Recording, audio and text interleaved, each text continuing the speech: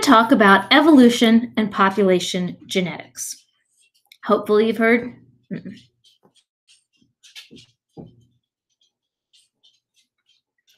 Today we're going to talk about evolution and population genetics. First, let's remember what is natural selection. So natural selection requires that there is variation in a population, that some of this variation is heritable, or said another way, it is genetic. So we have to have this heritable variation.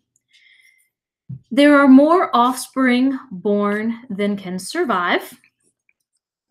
And certain variations lead to more reproduction than others. It's really the reproduction that matters, not just the survival. So if some individuals reproduce more than others, then the traits of the greater reproducers are going to become more frequent, because since these traits are heritable, their offspring will inherit them, and so on. The population will end up changing over generations, and that population changing is evolution. Now, is natural selection the only way that evolution can happen? Definitely not. There are other ways, including mutation, where genes change or the alleles change. There's migration, where groups move. There's genetic drift, where things happen by chance. Maybe there is a parent population and something happens, something random, where only a few survive, and it's the surviving individuals that get to reproduce and produce the next generation. And like this picture shows, if it just so happens that there's more blue ones than yellow ones that survive, maybe it was an earthquake or a tsunami or a forest fire, that the survival didn't depend on any certain trait, it was just luck, then the next generation is going to be more blue than the original population was. Now, Darwin, you've heard about Darwin with natural selection. Darwin didn't have the genetics knowledge that we do today. So we have now been able to take some of these evolutionary ideas that even Darwin had, and we've been able to combine it with our modern genetics and Mendelian genetics. And so we've got this idea that natural selection and Mendelian genetics and modern molecular evidence can all come together in this synthesis of understanding evolution. So we can actually use population genetics to measure evolutionary change, to give us an objective measurement of evolution. So, because this involves genetics, we need to talk a little bit about some background of genetics. A gene is a piece of DNA that's going to have instructions on it. Often these instructions are for a protein, a trait. Everyone's going to have these genes, these pieces of DNA, these locations, but there are different spellings. There are different forms of the gene. These are called alleles. And sometimes alleles will be dominant and sometimes they will be recessive. All depends on the spelling. It's not about if they're more common or less common. The dominant is just going to be able to cause that feature all by itself, just with one allele, and recessive would need two. So dominant alleles are shown by a capital letter, a big A, for example, and recessive was shown by a little letter, a lowercase a. So each person has thousands of genes. They, for people, are housed on 23 pairs of chromosomes, and usually you have 2 copies of each gene, one from your mom, one from your dad. So if you have 2 dominant alleles, big A, then we can describe that as homozygous dominant. Homo, the prefix means same, so homozygous are 2 of the same, and in this case, dominant alleles. If you have 2 recessive alleles, that would be little a, and we could describe that as homozygous recessive. If you have 1 of each, big A, that would be heterozygous, since the prefix hetero means different or other. So you've got one of each. Now, if we're talking about the alleles that an individual has, that is the genotype. So you can think genotype like the genes, although they're technically alleles. The phenotype is the physical characteristic, the physical trait. So remember, phenotype, physical. So it's what we will see. Now, using our example, if big A is red and little a is white, and if red is completely dominant, what would the phenotype of a homozygous dominant individual be? First, think, what is homozygous dominant? And then think about what phenotype would that homozygous dominant individual display? It would be big A for homozygous dominant, and the phenotype would be red. How about the phenotype of a homozygous recessive individual? What genotype is homozygous recessive? And what's the phenotype? It would be little a for the genotype, and white would be the phenotype. So what's the phenotype of a heterozygous individual? What's heterozygous? And then what would the phenotype be? It would be big A for heterozygous genotype. And since we have both a red allele and a white allele, the phenotype would be red because I told you that red was completely dominant. So, with that little bit of genetics background, now let's talk about frequencies. So a frequency is a decimal number between 0 and 1. You could think of it like percentage, but in a decimal form. So you'd have anywhere from a 0% chance to a 100% chance. For frequencies, you can have anywhere from a 0 to a 1.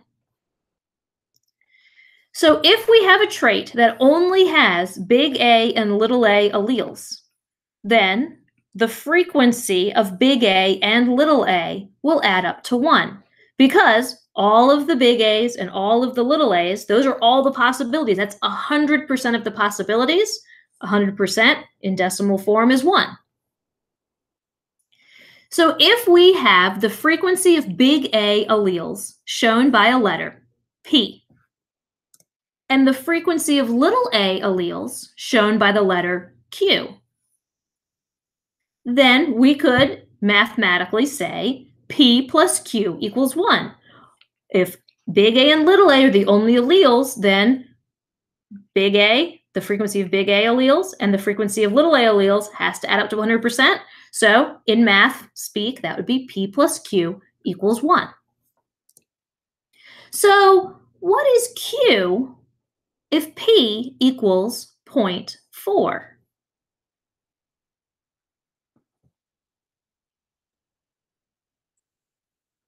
If P is 0.4, then we could just figure out what would Q have to be for it to add up to 1. So Q would have to be 0.6.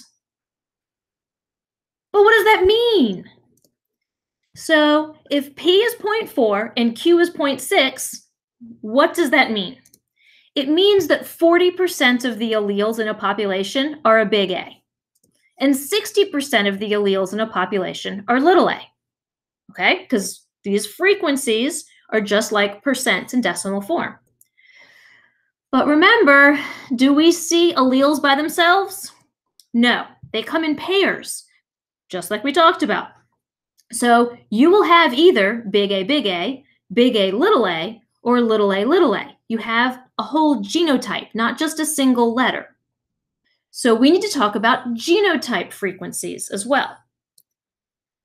Similar idea, all the possible genotypes have to add up to 1, or 100%. So that means that big A, and big A, and little a all together have to equal 1, because those are all of the possibilities. But how do we convert this to P and Q? One way to rationalize this, you can think about a Punnett square. And if we have a Punnett square where we've got P's and Q's for big A's and little a's from the male, and P's and Q's, big A, little a, for the female, and we figure out, well, what are the letters? Big A would be like P times P, P squared.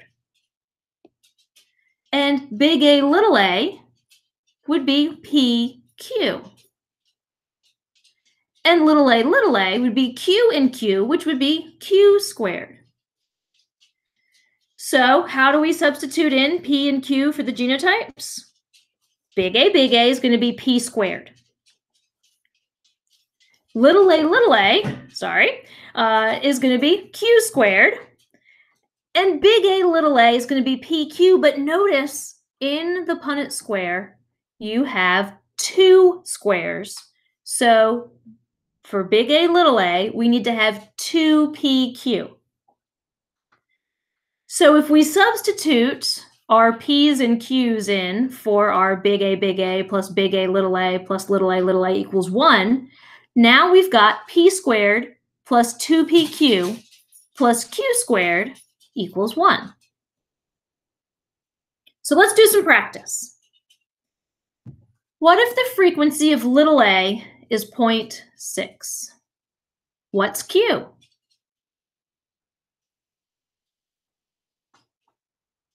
Q is 0.6 because the frequency of little a is Q. That's our definition, okay? So what's P?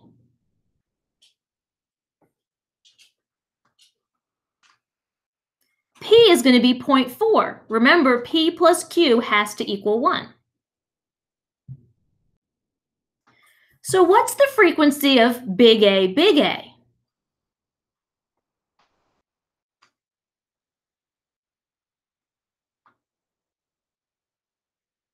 Big A is the same as P squared. We already calculated P to be 0.4, so 0.4 squared is 0.16. All right, so what's the frequency of little a, little a?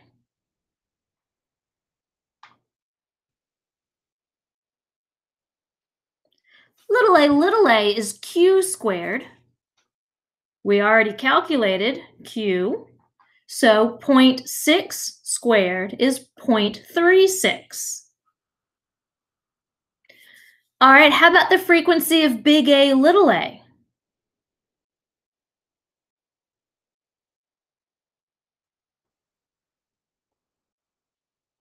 Remember, big A, little a is 2PQ. So we could take 2 times 0.4 times 0.6 and get 0.48. Now, we should always check it because remember, big A plus big A plus little a has to equal 1. So we can check our answers and we can see, does P squared plus 2PQ plus Q squared equal 1? Let's see.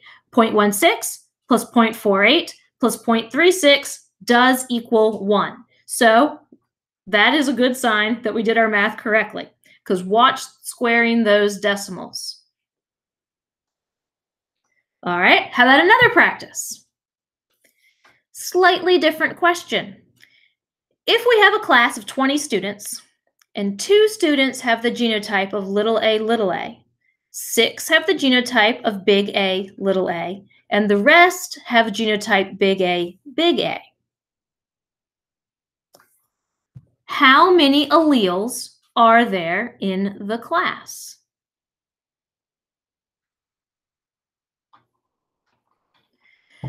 Total number of alleles is 40 because each student has 2 alleles for that gene. All right. How many alleles are a recessive little a? Remember, you need to count how many little a's are in both the heterozygotes and in the homozygous recessives.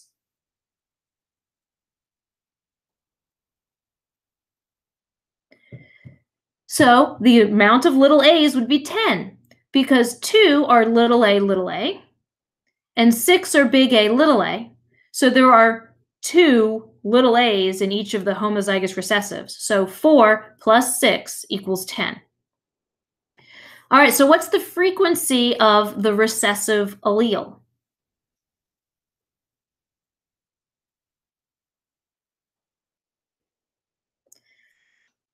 The recessive allele, the frequency of the recessive allele would be Q. So that's the number of A's, little a's, divided by the total. So 10 divided by 40 total alleles equals 0.25. What's the frequency of the dominant allele? Big A. Well, we could do P plus Q equals 1. So P plus 0.25 equals 1. So P would be 0.75. All right, let's do another practice. This time in our class, the frequency of the dominant allele, big A, is 0.2. So what is P?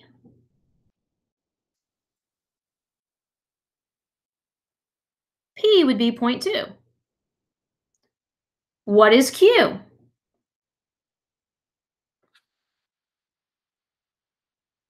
Well, P plus Q equals 1, so Q would have to equal 0.8. Now, what are the predicted Hardy-Weinberg genotype frequencies for the next generation? So assuming that our numbers are not going to change, that we're going to be at this equilibrium, no evolution, we could plug these in to our P squared and 2PQ and Q squared to figure out the next generation. So what would be the homozygous dominant? Big A, big A.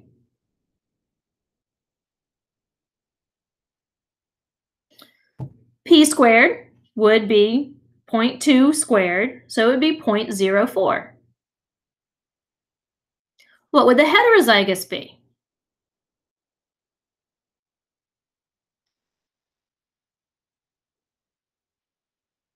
Two PQ would be 2 times 0.2 times 0.8, so that would be 0.32. What would the homozygous recessive be?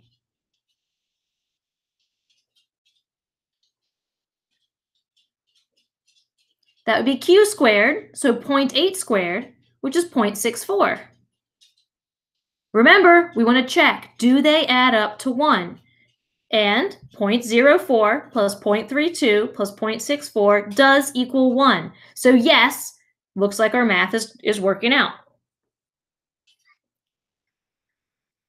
Now, what would the allele frequencies be in that generation? So use the numbers that you just calculated for your P squared, your 2PQ, and your Q squared. What would just the allele frequencies be? What about for the dominant?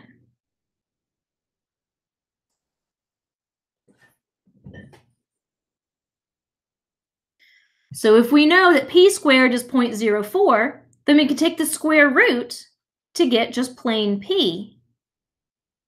So P is the square root of 0.04, which equals 0.2.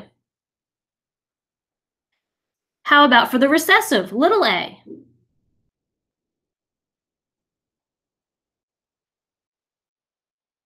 Again, if we know that Q squared is 0.64, then we could do the square root to get Q. So the square root of 0.64 is 0.8. Again, we want to check, does P plus Q equal 1? Yes, 0.2 plus 0.8 equals 1. Can we find out what the predicted genotype frequencies for the next generation would be? We would just take these numbers and again do our genotype frequencies for the next generation. So P squared would be 0.2 squared, which is 0.04. How about for the heterozygous?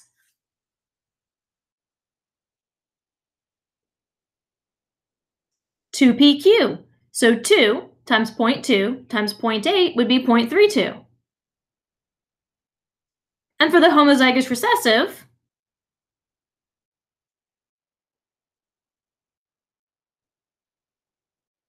it would be q squared, 0.8 squared, which is 0.64. Did the frequencies change between generations? If we went back and looked, you're thinking we've done the same numbers multiple times, but that's just showing the frequencies did not change. That means there's been no evolution. The genetic frequencies have not changed across time, so we are not at evolution. Things are not changing. So that is called Hardy-Weinberg equilibrium, where the allele and genotype frequencies are going to stay constant from generation to generation. And a Hardy-Weinberg equilibrium happens under certain conditions, but it won't happen under other conditions. So you're now going to explore some different scenarios and see if you're at equilibrium or if the population is undergoing evolution.